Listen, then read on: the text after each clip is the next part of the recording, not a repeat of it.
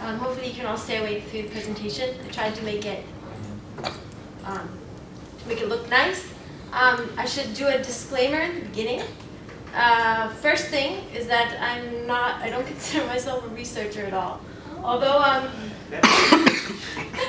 I'm not a researcher, this what I'm going to be presenting for you guys today, it is a very abridged version of my master's thesis, which I just submitted 3 weeks ago to the University of KwaZulu-Natal in Durban. So that's another correction. On the form I know it says from the University of KwaZulu-Natal in Maputo. That's where I work.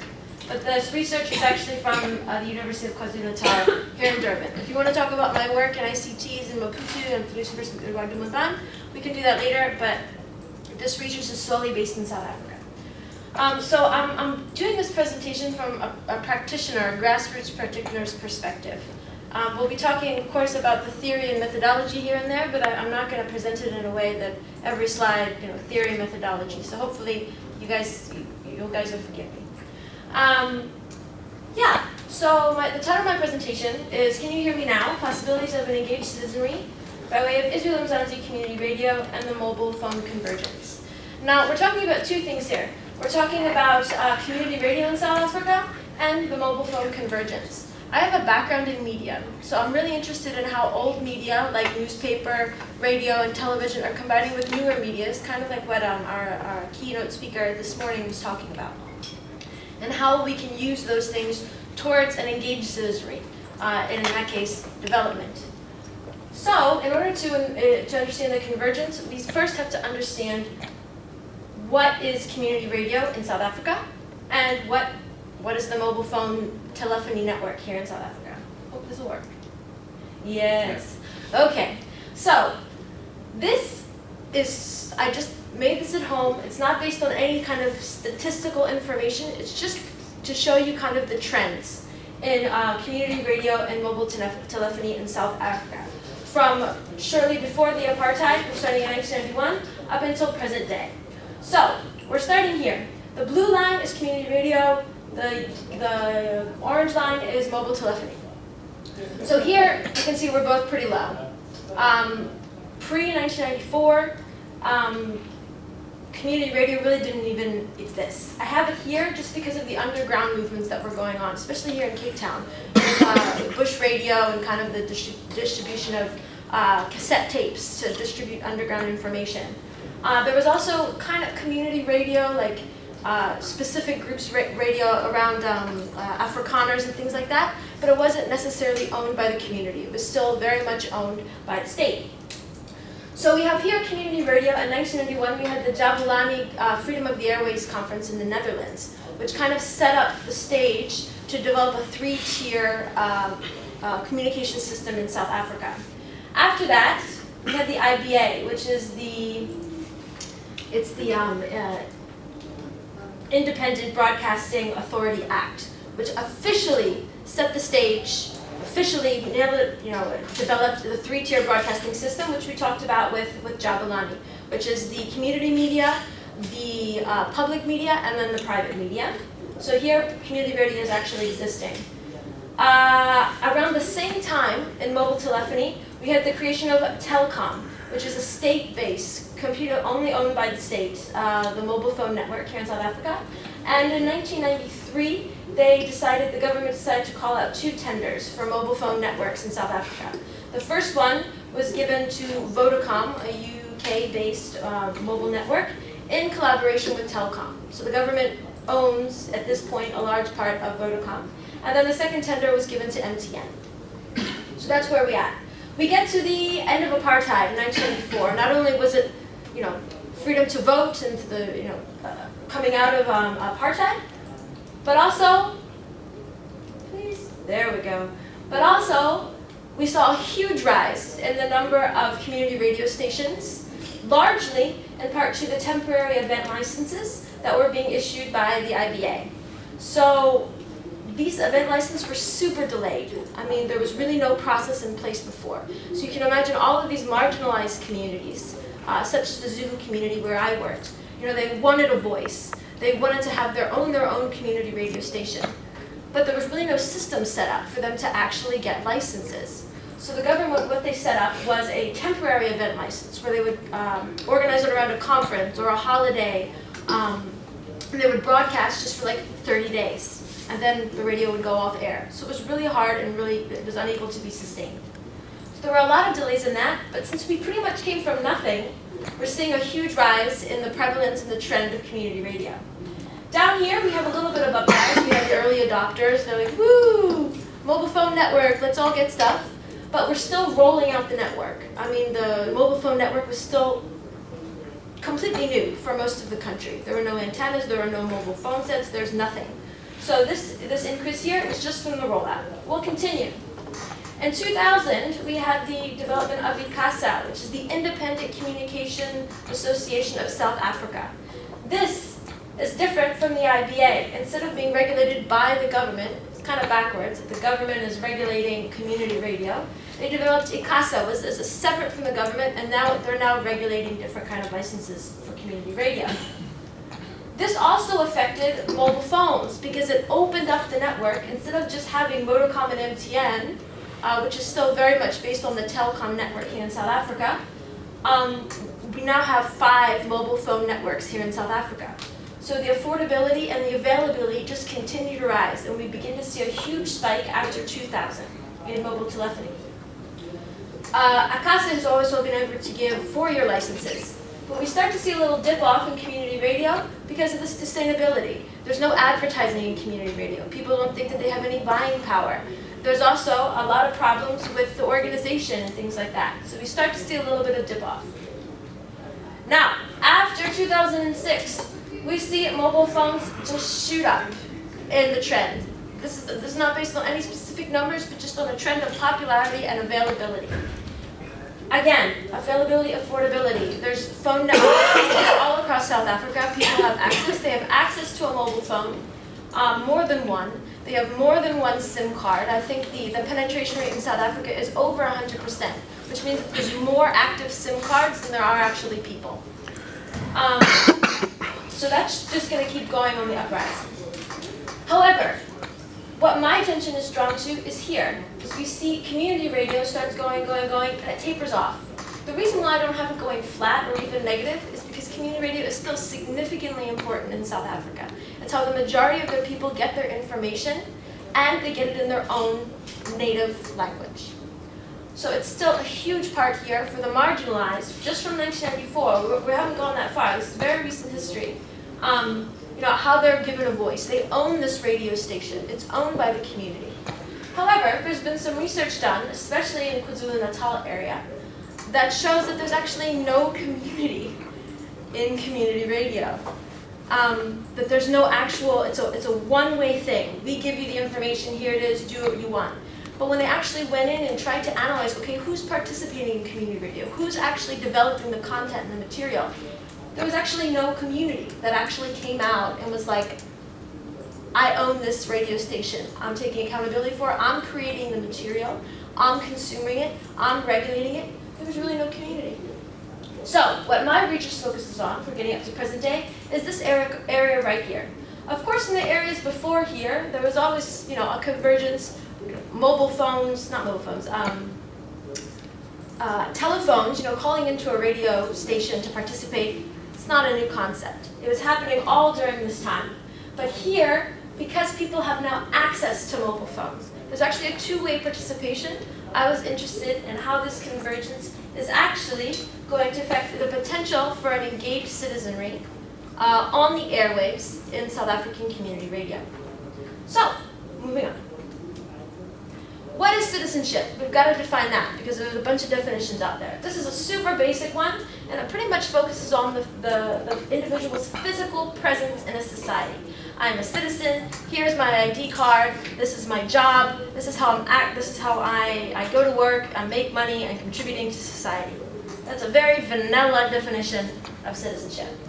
What I'm focusing on for this research is an engaged citizenship, which encompasses, I'm going to read it, not just being a part of society, but actually partaking in active learning for political literacy, empowerment, addressing structures and relations of power while pursuing social justice, development, and democratic agendas. It's actually having a voice, engaging, developing ideas, learning, And this is a major factor here, relations of power.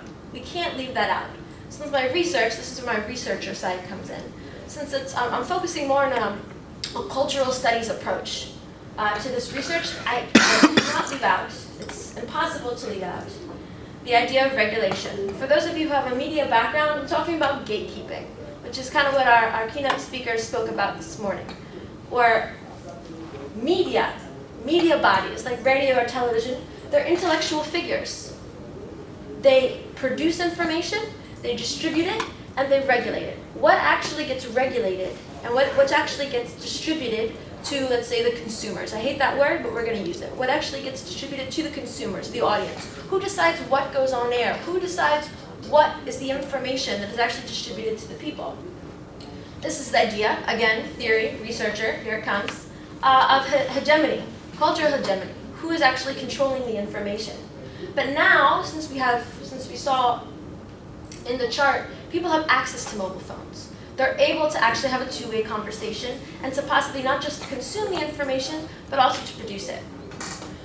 So, what I'm evaluating is, with the increase in the access, affordability of mobile phones, has radio programming changed? Is there an active citizenry?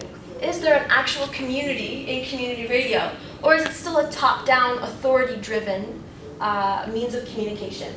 So I addressed the public performances, which would be the verbal communication, the verbal discourse that goes on air, and then the hidden transcripts, behind the scenes, what goes on at the radio station in terms of power relations. So I have two main questions. My research, like I said, this is a very abridged version, is going to focus on the element of regulation. So here I have, are radio presenters regulating radio discussions, and then how? So it's an open and a closed-ended question. Are listeners regulating radio discussion? If so, how? And I went from there. My research was based at Izwi loMzansi community radio in Center City, Durban. In Zulu, it means voice of the South. So it has a development message. They're about empowering the people. This is the voice of the voice, time and time again in terms of community radio. It was founded in 1998, but if you remember on that the chart that I had, it was only doing like a 30-day event license. So it was really hard for it to get sustainable, to get funding, to gain a listenership.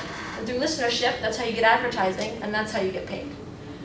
So in 2007 is actually when it started broadcasting full-time with a 4-year event license that they've been renewing ever since. So it's actually quite a new radio station, and it combines quite nicely with that chart that we had with the shoot up in mobile phones around 2006, 2007. So their programming, they broadcast 24 hours a day, and their program is largely contemporary talk. Of course, there's a bit of music, but it's largely an empowerment focus. This is a huge number, 241,000 listeners a day. This is recent SART from 2012. It is the largest community radio station in the province of KwaZulu-Natal. So, I observed 2 programs. The first one, here's Cindy. She's great. She has a radio program called Senza Kwenzeke, which means feel the difference. Again, kind of like a development-based approach. It's a women's empowerment show. It runs 5 days a week from 9 a.m. until 12, 9 a.m. until 12, until noon. And that's Cindy. And that's Sifiso. And he hosts a political commentary show, 1-hour show, 5 days a week, Sifiso Sibisi Talks. So I went in there, I sat in the studio, I had a translator. It was ethnography at its best. And we can talk about this later. I was a completely foreign researcher. Foreign in the case of, I'm not African, I'm American, I'm a female. I think Cindy was probably one of 3 females at the entire radio station.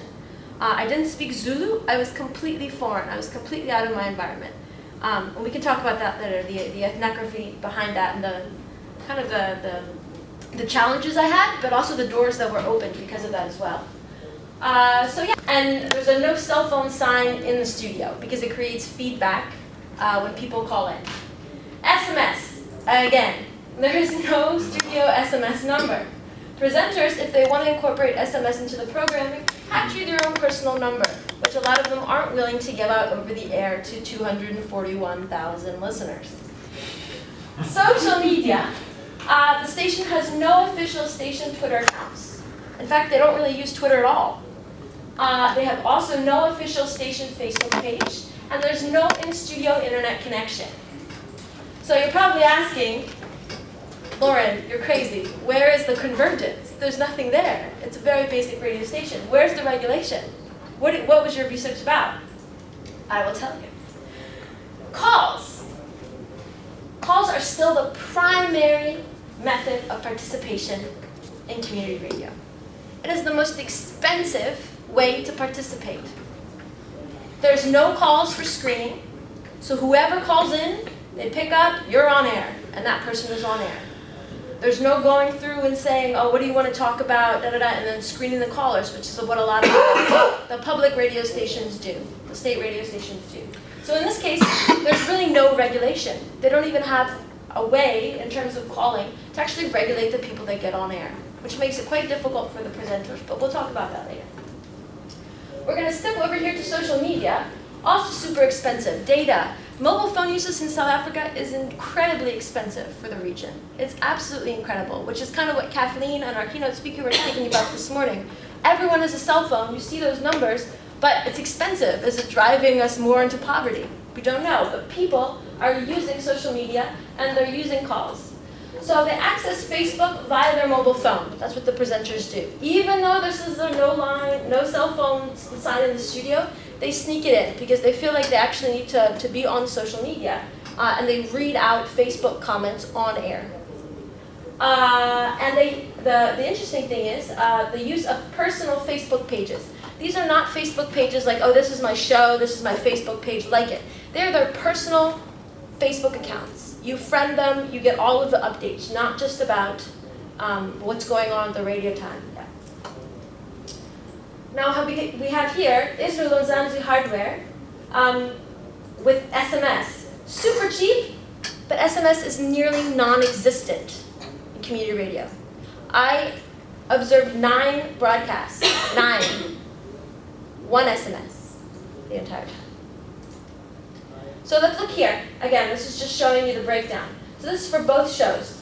Here we have call-ins, 126. Here we have Facebook. This is for all the shows. 114. This is Facebook messages during the time of data collection. 1 SMS, just to give you an idea. So Facebook has a huge presence, even though it is quite expensive. But it's interesting. Why are they using the 2 most expensive mediums when they could just send a text message and it's super cheap? Well, Safisu says he actually prefers that people call in. He prefers if people send him a message on Facebook. And he says here that people must speak. The danger with SMS is that some will raise allegations and you need to challenge those allegations. It's an SMS.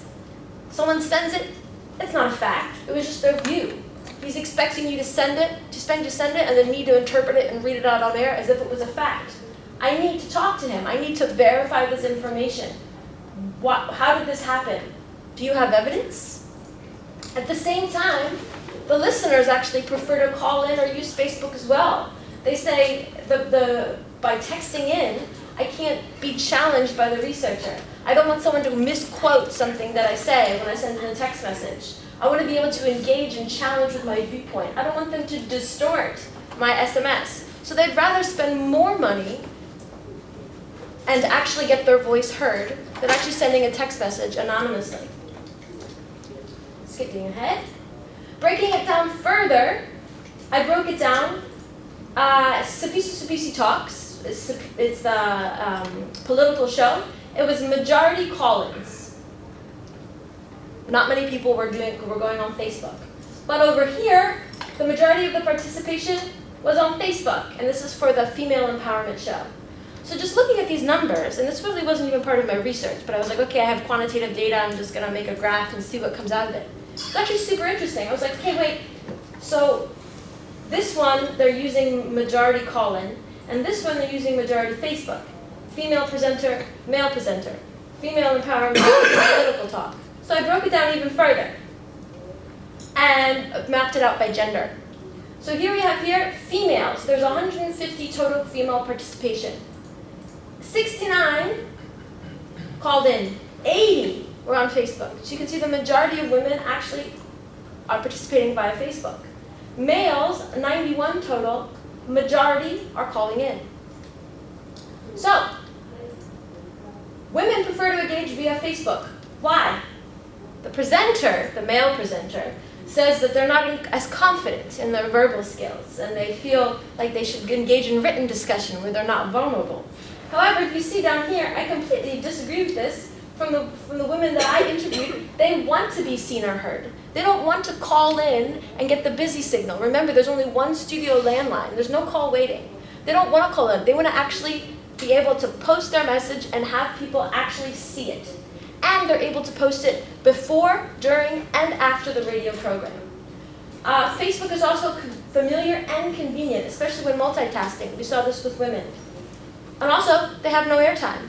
So they'd actually rather go online and use data instead of actually having to call and risking not getting through, things being distorted, and whatnot. So, super interesting. Final thoughts and future study, because I started with some questions, and then I got to the end of my research and I had more questions. And some of it wasn't even, my original questions were kind of answered, but I ended up just expanding the questions. So, there's really no regulation by radio presenters in terms of what actually gets on air at this radio station. Now, Izwi loMzansi listeners regulate radio content by making sure that it's not regulated. Another idea, correlation of men and women, that could be an idea for further discussion. SMS convergence, is it overhyped? People aren't actually using it. Listeners are aware of media gatekeeping, and they want to be seen and heard, especially women. And there's a definite audience solidarity that's being built off-air, online. Like I said, it's expanding, Facebook is expanding radio dialogue in space and time.